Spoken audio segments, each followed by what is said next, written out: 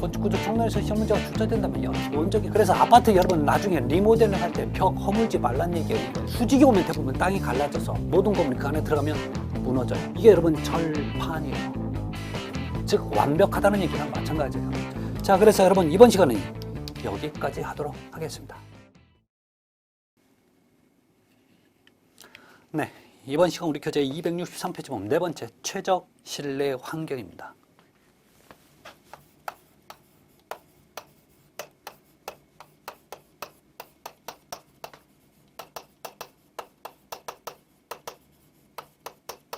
자, 이 얘기는 그럼 우리 실내에 어떤 쾌적한 어떤 조건이 있어요. 그 조건은 여러 가지 그 위에 유해 성분들이 너 최소 이 정도 이하는 되어야 되라는 조건을 가지고 있어요. 자, 그래서 우리 공기조화의 기준 나와 있죠. 그래서 여러분 일산화탄소 함유율이 10ppm 이하, 그 다음에 탄산가스 1000ppm 이하, 그 다음에 상대습도 40에서 70% 정도. 그 다음에 여러분 264페이지면 공기 중에 섞여 있는 먼지, 이걸 분진의 양이라고 얘기하죠. 그래서 자, 얘는 공기 1세제곱미터당 0.15mg 이하, 그 다음에 기류 보통 초당 0.5m 정도, 그 다음에 온도 보통 20에서 28도씨 정도가 가장 적당하다는 조건들이 있죠. 그래서 이 조건들은 여러분 기본적으로 좀 암기하고 계셔야 돼요. 아셨죠? 자, 저는 264페이지 그래서 요 조건들을 좀 암기를 하고 계셔야 됩니다. 그 다음에 페이지 264페이지 제3절 결로.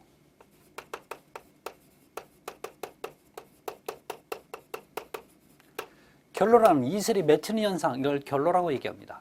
자, 그런데 기본적으로 우리 실생활에서 결로는 무조건 여러분 온도 차이에 의해서 생겨요. 그래서 결로는 온도 차이에 의해서. 그러면 온도차가 보통 여러분 14도 이상 차이가 나잖아요. 그러면 결로가 발생됩니다. 자, 그러면 기본적으로 이런 온도 조건이 맺히는, 그러니까 온도 조건이 형성되는 그 계절은 겨울철이죠. 겨울철에 우리 집안이 추우니까 난방을 할 수밖에 없어요. 그럼 바깥에는 춥고 안에는 따뜻하니까 그만큼 온도차가 많이 벌어지니까 결로가 생길 수밖에 없어요. 그런데 결로를 안 생기게 하려면 쉬운 방법이 하나가 있어요. 집 안에 난방 안 하면 돼요. 절대 결로 안 생겨요. 결로는 온도차 때문에 어쩔 수 없이 생기는 겁니다. 그러면 결로는 대부분 하자라고 보는 분이 계신데 사실은 하자가 아닌 경우가 더 많아요. 그래서 생활 습관에 대한 어떤 조건 때문에 결로가 생기는 경우가 많고, 그다음에 실제 하자인 경우도 있습니다. 자, 그렇지만 자, 여러 가지 원인에서 결로가 생겨요. 그래서 자, 밑에 보면 여러분 결로 발생 원인이 있어요. 원인 1번 원인이 있죠. 이건 외우실 건 아니고 그냥 보시기만 해도 될 거예요. 자, 생활 습관은 환기 부족. 가장 큰 원인이 여러분 환기 부족이에요. 그래서 환기만 철저해도 절대 결로 안 생깁니다. 두 번째, 실내외 큰 온도차. 온도차가 여러분 몇 도? 14도씨, 15도 이상만 떨어지면 자, 결로가 생겨요. 두 번째, 실내 습기 과다 발생. 집 안에서 습기가 발생되니까 그 습기가 밖으로 못 빠지는 거죠. 이러니까 결로가 생길 수밖에 없어요. 자, 네 번째, 단열재 시공불량. 얘만 여러분 지금 하자라고 보는 거죠. 단열재 시공불량. 자, 그래서 이 얘기예요. 그 다음에 구주체의 열적 특성.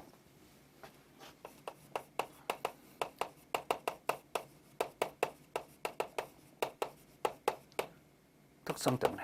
자, 이 얘기가 무슨 얘기냐면 여러분 우리 방화문, 여러분 아파트 우리 바깥에서 외부로 들어올 때 우리 집 현관문이 여러분 쇠문으로 되어 있어요. 그 쇠문을 방화문이라고 합니다. 문제는 예를 들어서 이 열적 특성에서 제가 해석할 때 이 방화문을 가지고 해석 좀 해드릴게요.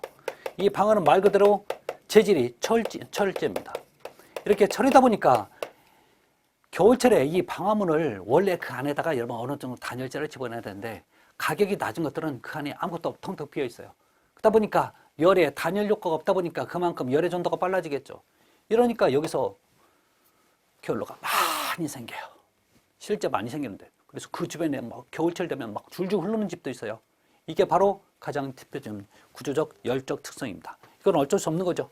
자, 시공업 미건조에 따른 결로. 자, 이건 무슨 얘기냐면 아파트를 막 여러분 가을에 입주한 아파트는요, 그게 겨울을 넘어설 때 거의 대부분 그 첫 해는 제가 볼 때 한 60% 이상이 거의 대부분 집에서 결로가 생겨요. 즉 아직 콘크리트가 안 말랐다는 얘기예요. 그러니까 그게 겨울철 되니까 막 빠져나오는 거죠. 그러면서 결로가 많이 생겨요. 이런 원인 때문에 여러분 결로가 생기는데, 자, 그러면 이 결로가 생겼으면 원인이 있으면 대책이 있는 거죠. 그래서 자, 이 결로인데 문제는 이 결로의 종류를 크게 두 가지로 봐요. 첫 번째, 우리 교재 264페이지 결로 발생과 방지 나와 있죠. 첫 번째 표면 결로.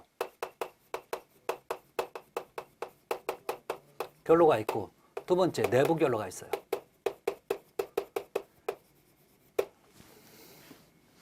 문제는 여러분 그 표면 결로 볼까요? 1번 건물의 표면도가 접촉하고 있는 공기의 노점보다 낮을 때. 자, 표면 결로도 어떻게 생기나? 그 원인을 봤더니 원인 벽체 표면 온도가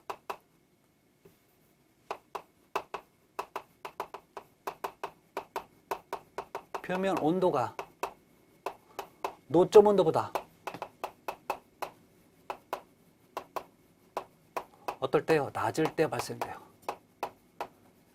자, 그러면 내부 결로 잠깐 먼저 봅시다. 자, 내부 결로 원인 좀 볼까요? 원인 이렇게 적어놨어요. 자, 벽체는 어느 온도가 그보는 노점 온도보다 낮을 때 발생하는 결로. 결론 뭐야? 다 결론은 벽체 표면 온도가 노점 온도가 어떨 때요? 낮을 때 생긴다는 얘기예요. 여기서 중요한 얘기가 지금 합니다. 무슨 얘기냐고요? 여러분 여기에 낮다는 얘기가 무슨 뜻인지 알고 있어야 돼요. 실제 여러분 댁에서 결로가 생기는 부분에 여러분 한번 손을 한번 만져보세요. 차갑지. 결론은 차가우니까 결로가 생긴다는 얘기예요. 자, 이게 낮다는 얘기가 지금 차갑다는 얘기입니다. 차갑다고요. 그러면 여름철에 겨울철은 원래 차가우니까 차가울 수도 있겠지만 이걸 여름철으로 바꿔볼까요? 여러분 여름철에 제가 냉장고에서 음료수 병이라든지 아니면 주전자를 바깥에 껴놓고 빼놓으면 그 표면에서 결로가 생겨요. 자, 그래서 표면을 만져보면 여러분 차가워요, 따뜻해요? 차갑다고요. 무조건 표면이 여기 안에 있는 온도보다 얘가 결로가 생긴다면 이 표면이 차가워서 생긴다고요. 아셨죠? 그러면 원인이 있으면 대책도 있는 거죠. 당연히 대책이 필요하겠죠. 자, 대책은 다른 거 없어요. 여러분 뜨거우면 절대 안 생겨요. 뜨거운 주전자는 여러분 절대 표면에 결로 안 생겨요. 그래서 벽체 표면 온도를 실내 노점 온도보다 어떻게 해요? 높게 하면 돼요. 높게 한다는 얘기는 뜨겁게 한다는 얘기예요. 이게 대책이에요. 이 표현이 여러분 잘 헷갈리기 굉장히 쉬워요. 여기도 마찬가지예요. 대책 어떻게 해요? 너를 실내 노점 온도 어떻게 해요? 높게 하면 돼요. 뜨겁게 한다고 무조건 뜨겁게만 하면 되는 거예요. 이 표현이 정말 어려운 표현같이 느껴지지만 사실은 알고 보면 아무것도 아니죠. 그래서 결로가 생기면 그 주전자를 갖다가 가스레인지 위에 올려놓으면 여러분 결로 없어져요. 다시 가요. 여러분 절대 뜨거운 주전자는 결로가 안 생긴다. 차가운 주전자에서만 결로 생겨요. 그래서 표면이 차가울수록 결로가 잘 생겨요. 아셨죠? 그래서 자, 이런 내용들이 지금 우리 교재에 나와 있어요. 그래서 한번 확인하시면 되고, 그 다음에 제4절 소음 방지와 차음이에요.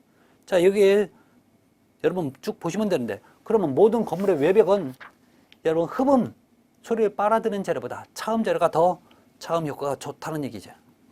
자, 그래서 그 정도만 좀 보셨으면 좋겠는데, 자, 우리 용어 길라잡이가 좀 나와요. 266페이지에서. 266페이지에서.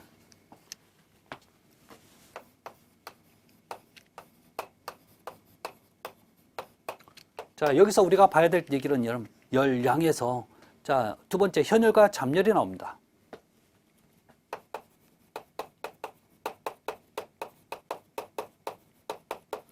자, 이 얘기를 좀 보고 가도록 합니다. 그러면 현열은 어떤 거, 잠열은 어떤 건지 이거 외우려고 하지 마세요. 그림으로 해결 다 합니다. 자, 여기 4도시에 물이 있고, 자, 100도시에 물이 있어요. 100도시에 수증기가 있습니다. 있을 때 여러분 이렇게 보실래요? 자, 4도시 물에서 100도시 물로 바뀝니다. 그러면 온도 변화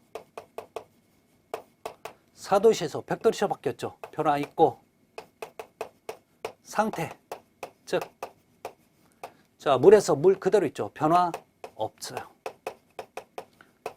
이런 상태의 열을 여러분 현열이라고 합니다. 자, 그래서 현열 같은 경우는 주로 온수난방에 주로 많이 써요. 이 열이 약 419 kJ/kg. 물 1kg당 이만큼의 온수 1kg당 이만큼의 물이 열량이 발생된다는 얘기죠. 419 정도.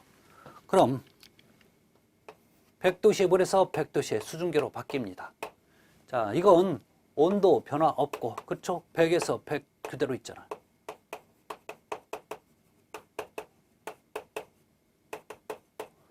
상태 변화 있죠? 물에서 수증기로 바뀌었잖아요. 이런 상태 열을 여러분 잠열이라고 얘기합니다. 자, 수증기 때문에 주로 증기난방에 주로 많이 사용돼요. 이때 열량은 약 257 정도. 정확히는 뭐 뒤에 켈빈이 붙으면 좋겠네요. 이 정도의 열량이 발생됩니다. 그래서 자, 이것은 여러분들이 기본적으로 좀 외우려고 하지 말고, 자, 요것만 여러분 외우시면 충분히 될 겁니다. 그래서 그렇게 보시면 되고, 그 다음에 자, 우리 교재 266페이지 7, 8, 9 전도, 관류, 전달. 그 다음에 267페이지 보면 열, 전도율, 열, 관류율, 열, 전달율. 사실은 율이 붙어서 그렇지 비율이니까 똑같아요. 자, 그러면 저는 이 얘기 좀 합시다. 열, 전도율, 열, 관류율, 열, 전달율, 이런 표현을 쓰고 있어요. 자, 이런 것들은 열의 이동 상태를 얘기합니다. 자, 여기서 여러분 눈여겨봐야 될 게 단위입니다. 단위는 와트 보유 열량에다가, 자, 이건 메타에다가 절대 온도값이 켈빈을 뜻해요. 온도란 뜻이에요. 온도 아셨죠? 온도 쓸 때 우리가 도시라는 표현을 쓰죠. 이걸 우리가 어떤 학문적으로 쓸 때는, 그러니까 이론상으로 쓸 때는 절대값인, 절대 온도값인 켈빈을 써요. 자, 얘도 100등분, 얘도 100등분 돼 있어요. 그 다음에 열 관류율과 열 전달율의 단위는요 똑같아요. 보유 열량에다가 면적을 써요. 켈빈을 써요. 자, 요 단위 중에서 여러분 이 열 전도만은 요거 메타를 쓴다는 거 절대 잊으시면 안 돼요. 아셨죠? 다른 건 면적을 쓰지만 이 정도만 보시면 돼요. 문제는 간혹가다 요게 크다, 요게 작다라는 표현을 써요. 그럼 우리가 이것을 해석을 해야 되는데, 결론은 얘들은 열의 이동을 뜻해요. 그래서 이런 표현 나오면 열의 이동이라고 바꿔서 해석하세요. 그러면 자, 이거 열 전도가 크다, 열 관류, 열 전달이 크다, 뭐 작다 이렇게 나오면 이걸 열의 이동이 크고 열의 이동이 작다는 뜻이에요. 근데 이것을 뭘로 바꿔서 해석해야 되냐면 단열 성능으로 바꿔가야 돼요.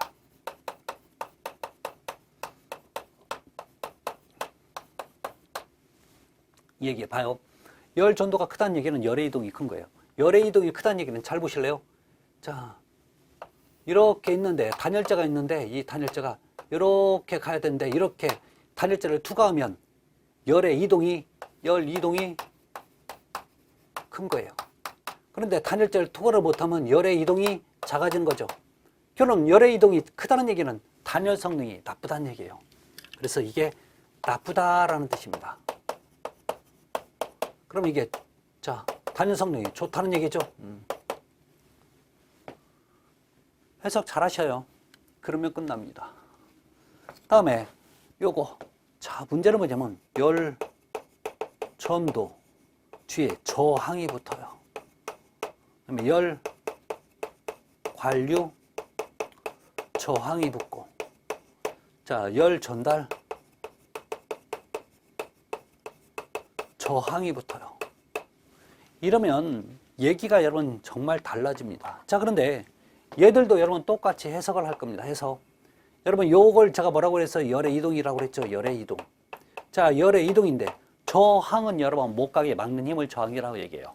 그러면 저항이 크다는 얘기는 막는 힘이 크다. 그래서 이걸 막는 힘이라고 해석합니다. 아셨죠? 못가게 막는 힘이에요. 자, 그래서 요것들이 크다, 이게 작아.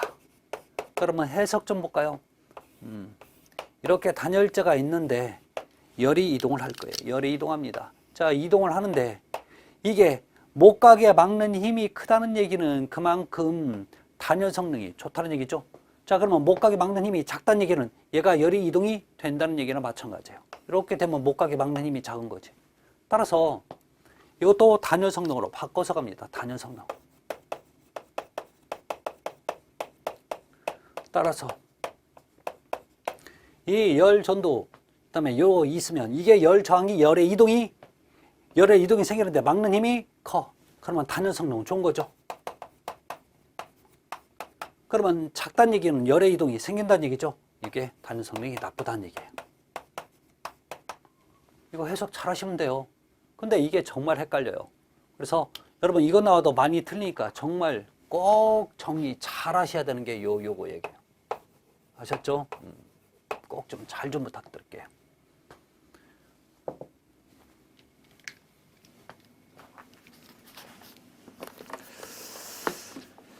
자, 그리 보시면 됩니다. 자, 저희는 이제 페이지 270페이지 보시면 두 번째 급수 설비입니다. 급수는 지금부터 여러분 대부분 물에 관련된 얘기를 할 건데, 급수는 여러분 수돗물 또 상수도 이런 개념을 가지고 있어요. 자, 결론적으로 전반적인 얘기인데 여러분 얘는 물 중에서도 여러분 따뜻한 급탕이 있고 따뜻한 찬물이 있어요. 여기서 급수 계통은 따뜻한 물이 아니라 찬물 계통으로 보시면 돼요.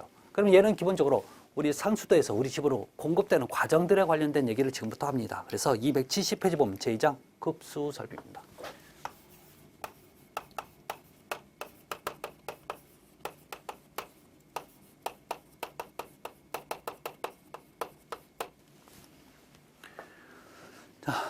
기본적인 개념인데 여러분 두 번째 우리는 수질을 잠깐 보도록 할게요. 물의 질을 얘기하는 거죠.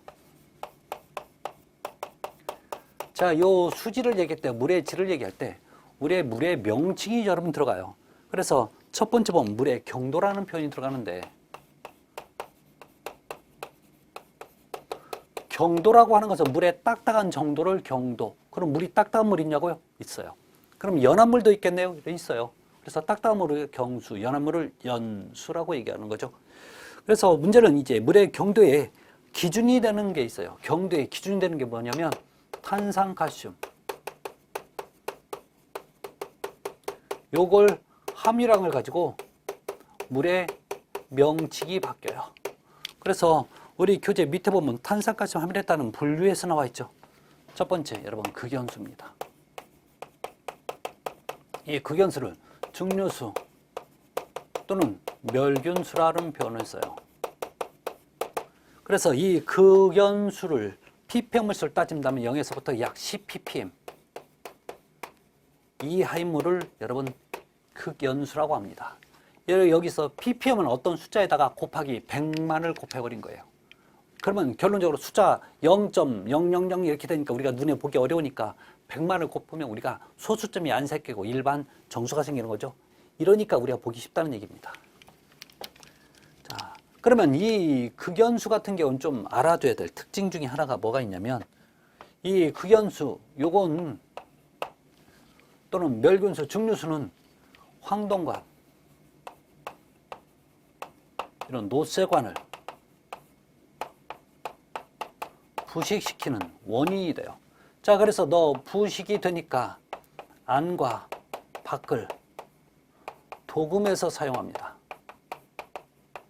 결론 도금하라는 얘기는 방식 피복하라는 얘기나 마찬가지예요. 아셨죠? 자, 두 번째 연수가 있어요. 이 연수가 여러분 소프트워터, 부드러운 물이 되는 거죠.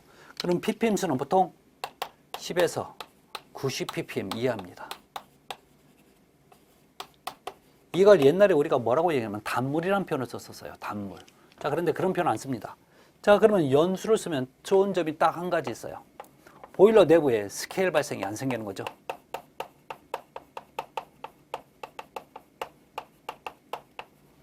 그러면 스케일이 좋은 거냐고 나쁜 거냐고? 여러분 나쁜 거예요. 여러분 오래된 엑셀 파이프, 방바닥에 있는 파이프를 이걸 끊어보면 요 주변에 이렇게 돌처럼 석회질 성분이 껴요. 이게 바로 여러분 스케일이에요. 이 스케일이 좋은 거냐고? 절대 나빠. 왜? 이 안으로 따뜻한 온수가 지나가서 열을 전달을 시켜주려는데 전달이 안 되는 거죠. 그러니까 방바닥이 어떻게 돼요? 항상 미지근해지는 거죠. 이래서 스케일이 발생이 적게 되니까 연수는 좋은 거예요. 그러면 스케일이 생겼다는 얘기는 절대 안 좋은 걸로 빨리빨리 받아들이셔야 됩니다. 아셨죠? 네. 세 번째입니다. 여러분 적수예요. 적수는 ppm 수만 보십시오. 자, 보통 90에서 110 ppm 정도의 물이 적수예요. 자, 네 번째. 여러분 경수입니다. 이 경수가 안 좋은 물이에요. 그래서 얘는 110 ppm. 이 상인물이 경수입니다. 그러면 경수의 가장 큰 문제점이 결론은 스케일이 생긴다는 얘기죠. 스케일이 발생돼요. 자, 그래서 이 스케일은 여러 가지 문제점이 생기는데 우리 교재 271페이지 보면 경수 사용 시 문제점 나와 있죠. 그러면 스케일이 발생된대. 자, 스케일이 발생되는 기본적으로 열의 전열, 전달을 뜨는 전열 효율이 떨어져요. 전열 효율이 저하돼요. 자, 그러면서 보일러 과열의 원인이 되죠. 그래서 보일러 수명도 단축되고 이런 문제점이 발생되는 게 여러분 스케일입니다. 그래서 이 스케일은 기본적으로 안 생길수록 좋아요. 아셨죠? 자, 다음에 여러분 정수법이 있어요. 자, 침전 갈아치는 거고 폭기는 공기를 집어넣는다는 표현이 폭기예요. 그래서 폭기를 영문으로 보면 에어레이션이라고 표현합니다. 그다음에 여과 필터를 이용하는 거고 멸균. 자, 어떤 소독약품이라든지 햇빛을 쏘면 여러분 기본적으로 살균이 되는 거죠. 그래서 멸균 또는 살균 같은 얘기입니다. 그 다음에 봐야 될 게 여러분 272페이지 오시면 제2절 급수량 산정과 급수 압력이 나와요. 자, 여기서 여러분 급수량 산정은 우리가 볼 수 있는 사항이 아닙니다. 자, 그래서 혹시 여기에서 나올 수 있는 건데 나오는 것은 한 번 나왔던 게 여러분 세 번째 위생기구수에 의한 산정 방법에서 밑에 표 하나 나와 있죠. 그래서 272페이지와 273페이지에 걸쳐서 있는 것들이에요. 이 표에서 시험 문제가 출제가 되는데 자, 다음 주 급수량이 많은 건물 순으로부터 정순으로 옳게 달된 것 요거 찾으라고 나왔었어요. 사실 어렵습니다. 그래서 자, 얘는 여러분 그런갑다 하시면 좋아요. 그렇지만 우리가 꼭 알아야 될 게 273페이지 273페이지 급수압력이 나와요. 표가 하나가 나오는데 3페이지 두 번째 급수압력입니다.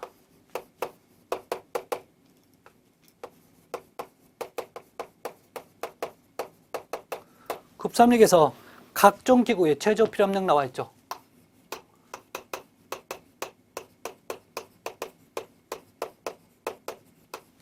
기구의 최저 필요압력.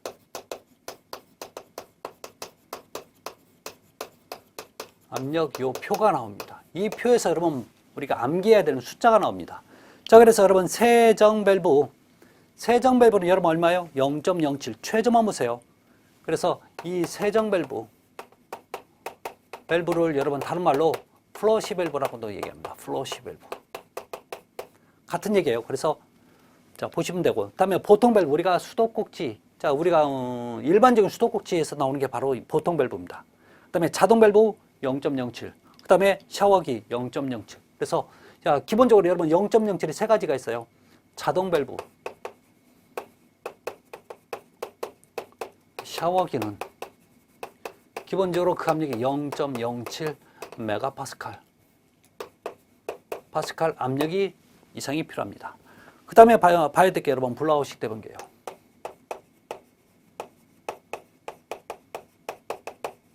이 블라우식 대변기 최저 소유 압력은 0.1 메가파스칼 이상입니다. 그래서 야, 얘 얘기가 나면 여러분 위생기구정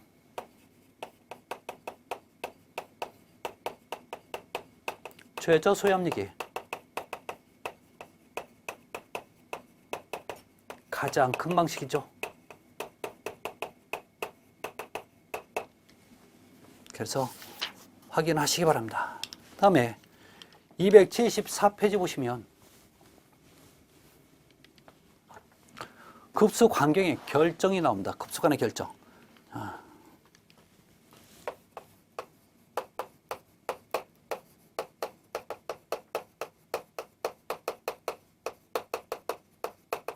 결정에서 1번 급수기구 부하단위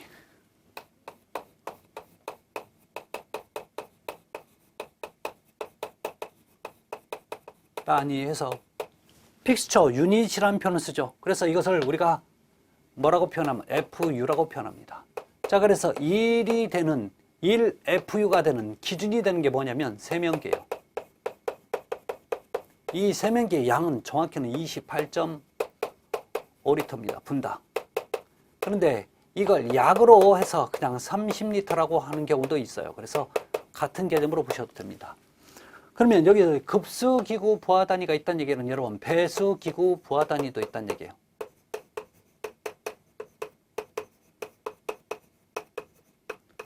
이 기준이 누가 되냐면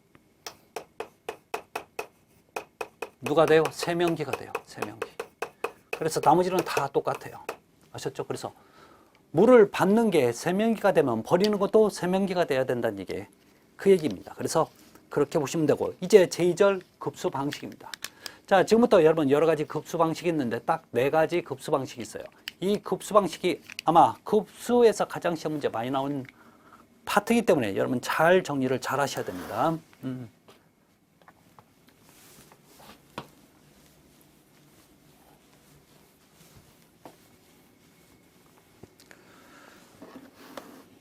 자, 우리 교재 274페이지 갑니다.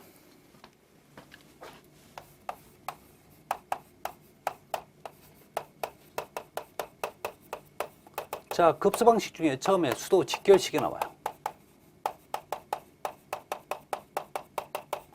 이 수도 직결식은 상수도관이 있어요. 여기에 밸브를 설치한 다음에, 자, 이렇게 일반 건물이 있으면 이렇게 밑에서 위로 올라가는 방식입니다. 자, 이 수도 직결 방식의 기본적인 특징은 상향 공급 방식이 돼요. 자, 그런데 이 수도 직결식의 가장 큰 특징 중에 하나는 뭐냐면 얘는 급수 방식 중에서 급수 오염이 가장 작은 방식입니다.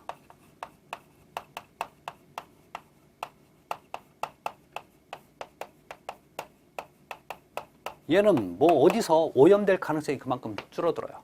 그만큼 또 배관의 길이도 작다 보니까. 자, 세 번째. 자, 얘는 주로 소규모에 많이 쓸 수밖에 없는 거죠. 네 번째. 야, 너는 정전이 돼요. 물 나올까요? 안 나올까요? 나와요. 그러면 단수가 되면 바로 안 나오는 특징을 가지고 있는 게 수도 직결식입니다. 자, 두 번째. 자, 우리 어디 보시면 되면 이 두 번째 이제 275페이지면 고가 또는 옥상 물탱크 방식이죠. 또는 고가 수조 방식에도 상관없고.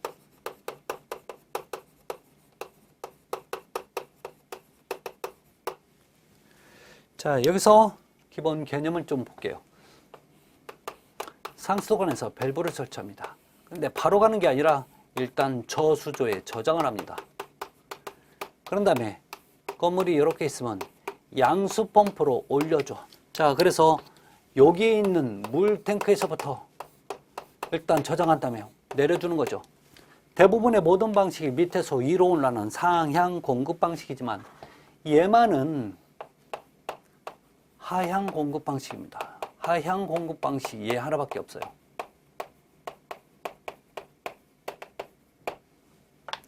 두 번째, 가장 또 대표적인 특징 중에 하나인 이 방식은요, 급수오염 가능성이 가장 큽니다.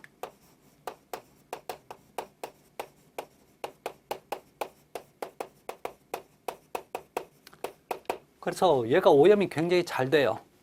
그래서 우리 1년에 2번씩 청소를 하게끔 되는 주범이 바로 고가 탱크, 옥상 물탱크 방식입니다. 자, 얘는 제가 여기서 산다면 1년 365일 동안 똑같은 압력으로 급수를 받아요. 그래서 급수 압력이 가장 일정합니다.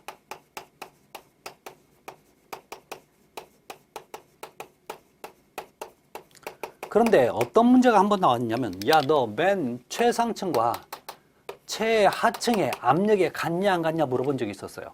그럴 때 여러분 달라요.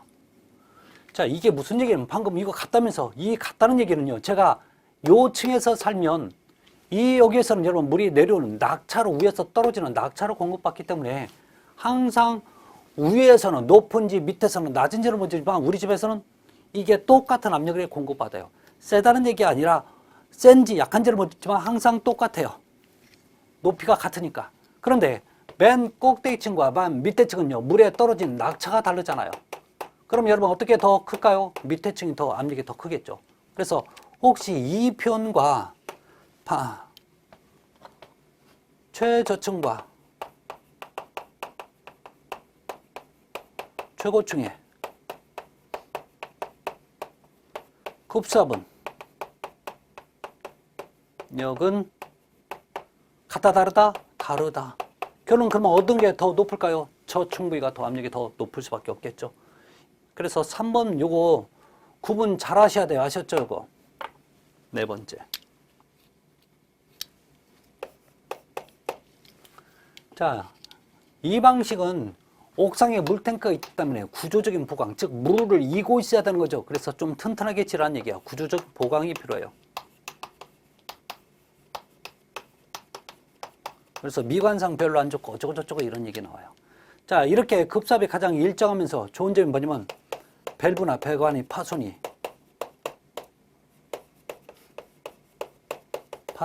작아져요. 자, 그러면 또 정전됐어요. 뭘 나올까요? 안 나올까요? 여러분, 정전돼도 일정량 나옵니다. 단수돼도 여러분 정전됐어요. 정전되면 얘가 작동이 안 되는 거죠, 펌프가. 그렇지만 여기 있는 물만큼 내려볼 수 있죠. 단수됐어요. 그러면 여기 있는 물 쓸 수 있겠네. 그래서 일정량 가능합니다. 자, 고장이 납니다. 고장 날 건 여러분 펌프밖에 없겠죠. 그러면 여기 있는 물을 내려보낼 수 있어요. 그래서 일정량 가능합니다. 그래서 웬만하면 어떤 방식이든 일정량 가능한 방식은 옥상 또는 고가수조 방식이 되는 겁니다. 다음, 자, 세 번째, 압력 탱크 방식이에요.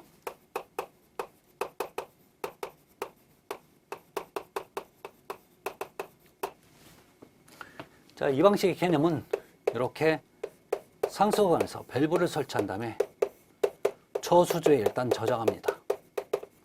그 다음에 건물을 이렇게 있으면 펌프로 밑에서 위로 올려보내는데 위쪽으로 올라가서 압력이 떨어질 수밖에 없어요. 그래서 여기에다 뭘 설치하냐면 중간중간에 요게 2개인지 3개인지 10개인지는 모르겠지만 압력 탱크를 설치해요.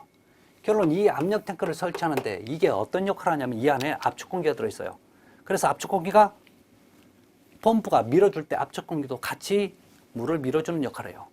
이게 뭐하고 똑같은 개념이냐. 제가 풍선 불었어요. 그 풍선 크게 불었어요. 그러면 여기다 연결시켜놔요. 풍선을 연결시켜 놓는다고 보시면 돼요. 자, 이렇게 풍선을 연결시켜 놓으면, 자, 펌프가 물을 밀릴 때 제가 풍선 끝을 놔. 그러면 바람이 같이 빠지면서 물을 밀어주는 효과를 갖고 있겠죠.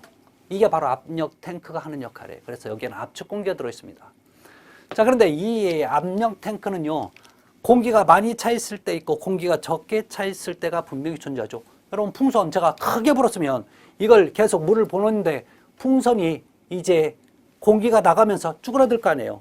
그러면 클 때와 작을 때 압력 차이가 분명히 존재하는 방식이 바로 이 방식이에요. 그래서 이 방식의 가장 큰 문제점 중에 하나가, 자, 첫 번째, 이 방식은요, 급수압력이 일정치 않은 게 가장 큰 문제예요. 급수압력 일정치 않아요.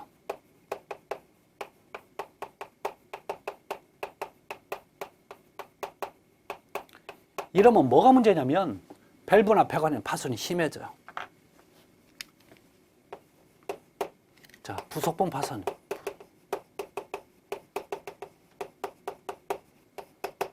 세 번째. 자, 그렇지만 어떤 부분적으로 국부 압력을 필요로 하는 것, 필요할 때는 얘가 적합합니다.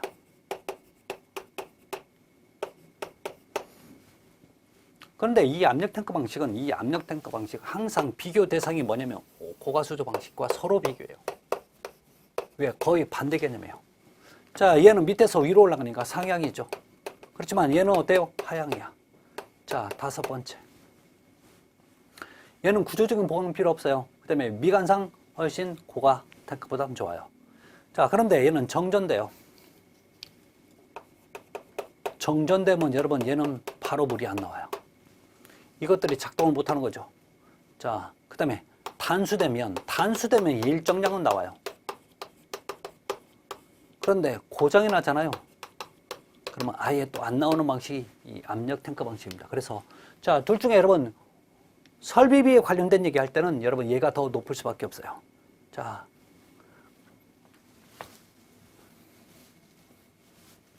그렇지만 가장 높은 건 아닙니다. 가장 높은 게 나오는 거죠. 네 번째. 자, 탱크 없는 부스터 방식.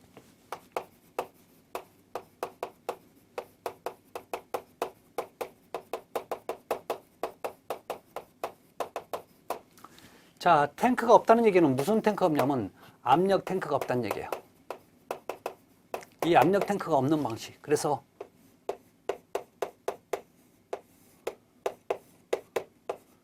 저수조에 저장을 한 다음에 펌프가 있어요. 자, 얘는 기본적으로 펌프가 부스터 펌프는요, 일반 펌프 한두 개 아니라 최소 3대가 한 조를 이루고 있어요. 그래서 자, 우리 교재 페이지 278페이지 보면 여러분 부스터 펌프 있어서 이 부스터 펌프는 4대가 한 세트를 이루고 있네요. 4대가. 이렇게 3대가 되든지 4대가 되든지 기본적으로 3대 이상은 되어야 돼요. 자, 그러면 이 펌프는요, 할당자가 될 수도 있고, 자, 너가 돌아 계속. 그 다음에 많이 쓰면 너도 돌고, 너도 돌고. 아니면 한 대가 여러분 어느 정도 또 회전수에 따라서, 회전 속도에 따라서 물의 공급량이 달리되기 때문에, 자, 어느 정도 한 대까지는 다 할 수 있고, 또 한 대가 일주일 돌았으면 너무 힘드니까 그 다음에는 너 돌아, 그 다음에는 너도 돌고, 이렇게 할당자가 바뀔 수도 있어요. 이렇게 이 탱크 없는 부스터 방식은 일반적인 사람이 운영을 못해요. 그럼 뭐가 필요하냐면 자동 제어 시스템이 필요합니다.